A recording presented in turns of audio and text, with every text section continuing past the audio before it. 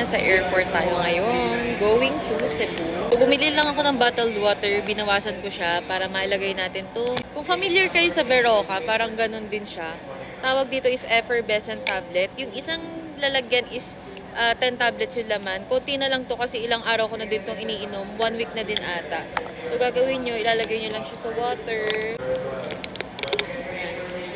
Tapos, hintayin nyo lang siyang matunaw.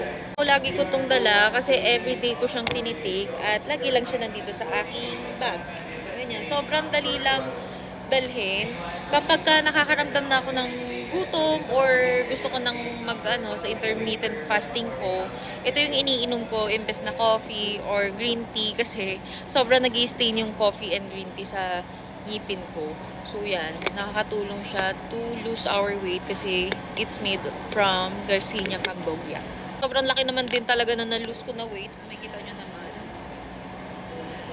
From 66 kilos, before 60 kilos na lang. Ilan lang to sa mga way na ginagawa ko to lose weight. Kasi sobrang pinaghandaan ko din tong Cebu trip namin. Kasi gusto ko din i-achieve yung goal ko na makapagsuot naman ako ng swimsuit. Kaya yan, todo nag-diet talaga ako. Though hindi naman yung diet na magkakasakit ka kasi I'm on medication, so I opted to intermittent fasting, low carb diet. Hindi na totally no carb. Kumakain pa rin ako ng carbs pero sobrang mindful ko sa eating. And also, I took supplements. Garcinia Cambogia is the one that really helped me to lose weight.